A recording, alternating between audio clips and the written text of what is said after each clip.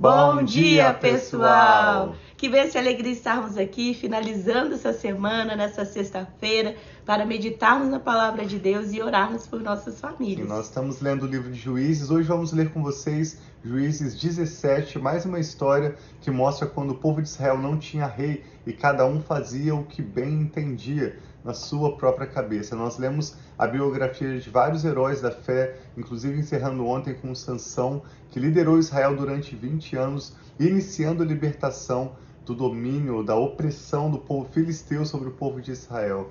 E nós também estamos em um período de 21 dias de oração pelas nossas famílias. Então, hoje, dia 17 de 21, nós vamos estar lendo Juízes 17 e ao final dessa leitura vamos orar por você que está atravessando um momento difícil no seu casamento, com os seus filhos, ou mesmo deseja orar por alguém que você sabe que está atravessando um momento de crise e dificuldade no contexto da sua família. Sim, então vamos começar essa live. Nós sempre oramos antes, pedindo a bênção do Senhor e que Deus fale aos nossos corações. Pai, Amém. muito obrigado por esse novo dia, Graças muito obrigado Deus. por essa nova manhã, Pai, Obrigado, que nós podemos Pai, estar em nome aqui de reunidos Jesus, te com damos tantas graças. pessoas queridas para declarar que só o Senhor é Deus e não há outro que se compara a Ti. Nós te pedimos, Pai, fala conosco, abre o nosso entendimento e abençoa todo esse momento, Pai, que nós estaremos aqui juntos. Em nome de Jesus, amém. Juízes 17 diz assim, então, havia um homem chamado Mica, dos montes de Efraim, que certa vez disse à sua mãe, os 13 quilos de prata que foram roubados de você e pelos quais eu a ouvi pronunciar uma maldição, na verdade a prata está comigo, eu a peguei. Disse-lhe sua mãe, o Senhor o abençoe, meu filho. Quando ele devolveu os 13 quilos de prata à mãe, ela disse, consagro solenemente a minha prata ao Senhor, para que o meu filho faça uma imagem esculpida em um ídolo de metal, e eu a devolvo a você. Mas ele devolveu aquela prata à sua mãe, e ela separou 2,4 kg e os deu a um ourives, que deles fez a imagem e o ídolo. E estes foram postos na casa de Mica. Ora, esse homem Mica possuía um santuário, fez um manto sacerdotal e alguns ídolos da família, e pôs um dos seus filhos como seu sacerdote. Naquela época não havia rei em Israel, cada um fazia o que lhe parecia certo.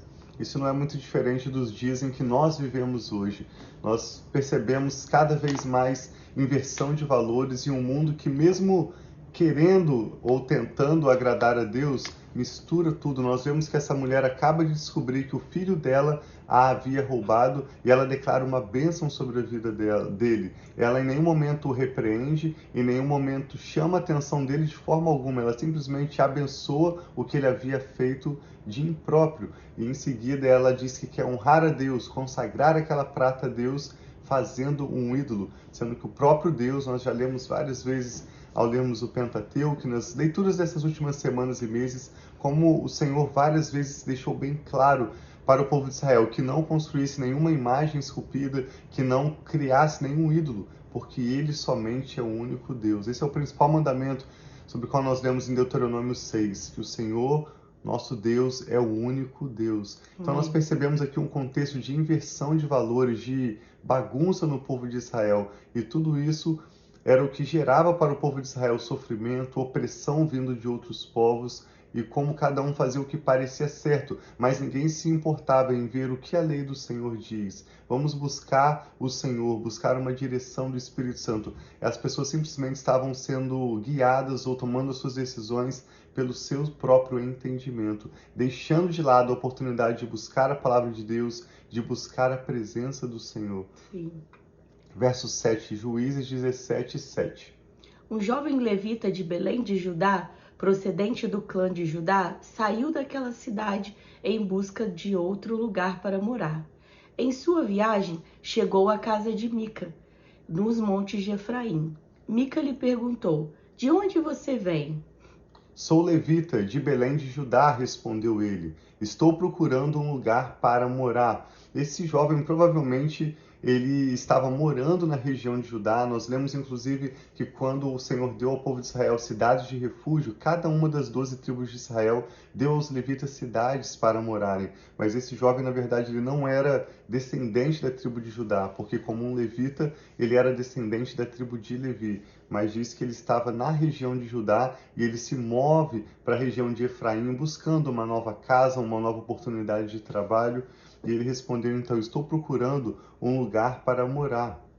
Fique comigo, disse-lhe Mica, seja meu pai e sacerdote, e eu darei a você 120 gramas de prata por ano, roupas e comida. O jovem levita concordou em ficar com Mica e tornou-se como um de seus filhos. Mica acolheu o levita e o jovem se tornou seu sacerdote e ficou morando em sua casa. E Mica disse então, agora eu sei que o Senhor me tratará com bondade, porque ele não estava vendo a bondade de Deus até então. Então ele diz, agora eu sei que o Senhor vai começar a me tratar com bondade, pois esse levita se tornou meu sacerdote. Esse capítulo que é tão curtinho, nós vamos continuar a leitura sobre Mica e esse sacerdote. Nós vamos ver amanhã no capítulo 18 que, na verdade, esse levita era neto de Moisés. E um contexto de tanta bagunça, infelizmente, se assemelha à sociedade em que nós vivemos, uma sociedade de valores invertidos, em que as pessoas, mesmo com um coração bom, com boas intenções, não têm priorizado buscar o Senhor através da sua palavra, através do conselho da sua sabedoria. Então, o propósito dessa live que eu e a Rafa fazemos a cada manhã é meditarmos nas Escrituras e assim, de fato, não expondo as nossas opiniões ou não usando aqui um livro qualquer como base de estudo, mas indo nas Escrituras Sagradas, que é a palavra de Deus, nós podemos aprender mais sobre o coração do Senhor, sobre quem é Jesus e como Ele tem nos chamado para nos relacionarmos com Ele, para de fato experimentarmos a sua bondade. Amém. A bondade do Senhor não vem sobre uma família simplesmente porque essa pessoa está pagando alguém para ser o seu guia espiritual. A vontade do Senhor não vem sobre a vida de uma pessoa porque ela manda construir um ídolo ou faz o que parece certo na sua própria cabeça. Na verdade, essa foi a atitude de Eva, de Adão, lá no Éden, que resultou em problema para eles. E nós vamos ver que o mesmo aconteceu com Mica também, ao continuarmos essa leitura amanhã. Mas à medida em que nós buscamos meditar na palavra de Deus e pedir ao Espírito Santo a bênção dele sobre o nosso lar, sabedoria para as decisões que temos a tomar, nós certamente veremos ele manifestando a sua graça, o seu favor, experimentaremos que a Bíblia diz que a sua vontade é boa, agradável e perfeita. Amém. E na palavra diz também que o povo perece por falta de conhecimento. Então, muitas vezes, vem situações que podem ser prevenidas se nós estamos usando os princípios da palavra de Deus, mas como esse povo, eles não sabiam, eles não tinham um rei, não tinham uma direção. Então nós precisamos conhecer a palavra de Deus, o que Deus pensa a respeito das situações, quais são os conselhos da palavra de Deus, para que nós possamos ter esse conhecimento e viver de acordo com os princípios de Deus. Isso não quer dizer que não vai ter nenhum tipo de desafio, não vai ter nenhum tipo de dificuldade na nossa vida, mas nós vamos ter forças, nós vamos ter encorajamento, nós vamos ter estratégias, assim como o povo de Israel passaram por várias lutas para vencer as dificuldades, para vencer os desafios, sabendo que Deus, ele sempre está conosco. Deus, ele é aquele que luta conosco e luta por nós. Então, se Deus é por nós, quem será contra nós? Então, é por isso que nós estamos aqui, queremos passar a cada dia, aprendendo a cada dia mais e ensinando também sobre a palavra de Deus. E nós queremos hoje orar pelas nossas famílias que talvez esteja passando, como o Tiago disse no início, algum problema, alguma situação difícil, um problema de dificuldade, seja com filhos, seja no casamento, seja o que for. Nós podemos colocar diante de Deus e pedir, Senhor, venha lutando em nosso favor, venha nos ajudando, traga o seu conselho, traga a sua direção, traga a sua vontade realizada sobre as nossas famílias. E é isso que nós queremos orar hoje. Sim, o que o Espírito Santo está falando ao seu coração. Vamos orar juntos? Pai, nós te louvamos pela sua preciosa palavra, Sim, que é como uma lâmpada para os nossos pés e uma luz para o nosso caminho.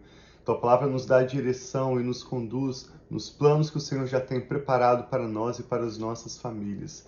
Nós te louvamos e hoje Eu e a Rafa, mais uma vez, viemos aqui nesse dia 17 de um período de 21 dias, em que nós decidimos orar por aqueles que estão atravessando um período de crise na sua família. Sim, Pai. Oramos por essa pessoa que está conectada conosco agora e intercede, Pai. Pede a sua graça, o seu socorro, clama pela sua Amém, misericórdia, Senhor, em nome de Jesus. pela necessidade dela hoje, que o Senhor conhece muito melhor do que eu e a Rafa poderíamos saber, e Amém, até muito Pai. melhor do que essa própria pessoa conhece. Nós Sim, pedimos que o Senhor venha, Pai, com a tua bênção sobre o casamento dessa pessoa, sobre os seus filhos, sobre os seus netos, para aqueles que têm os seus netos. Traga paz a esse lar, traga a provisão necessária Amém, para hoje Senhor, em e, nome sobretudo, de Jesus. sabedoria.